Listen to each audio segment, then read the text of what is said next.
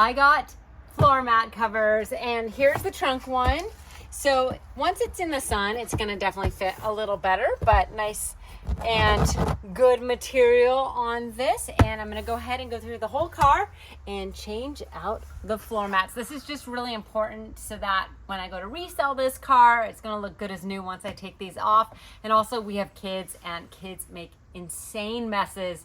So I'd rather have something more durable like this that I can clean. First step, you are going to take out your current floor mats. And then one cool thing to do is take the material that the new ones came in and store these in there. So that way they're good as new when you go to put them back in your car. So on the clips here, we got it all squared away, as you saw with my wife taking them off. And then you get it in here, and then it snaps into place on both clips there. So it gives it a nice, firm, secure grip. Let's go over to the driver's side and do the same thing.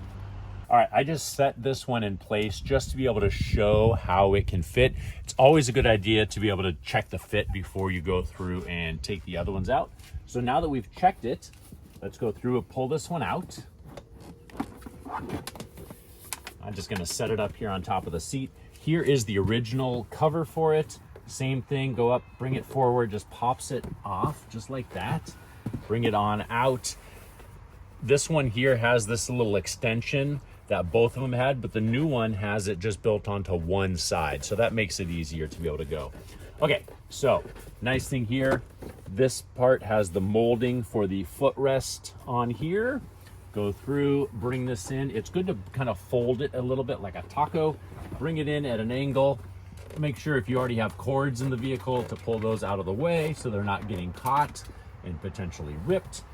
And then bring it all the way in there. You're gonna go up high to make sure that it is secure.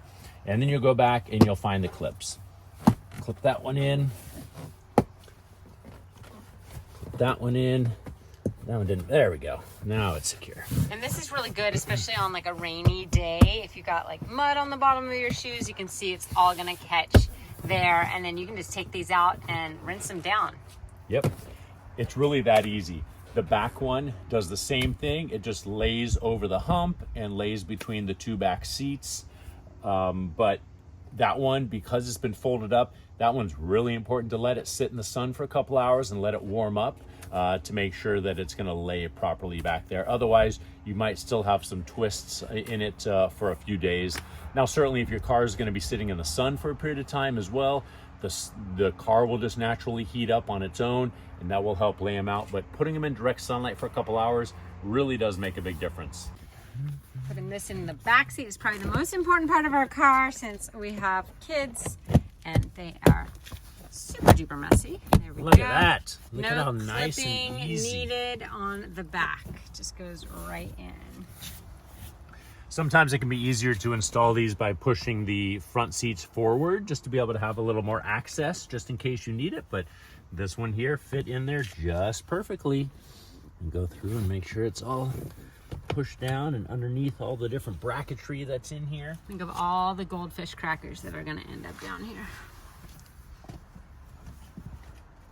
This is great. So definitely highly recommend getting floor mats, and these have a good fit. And again, as it warms up, it's going to be even more molded in there. But I love that just putting it in right out of the package, everything's good to go.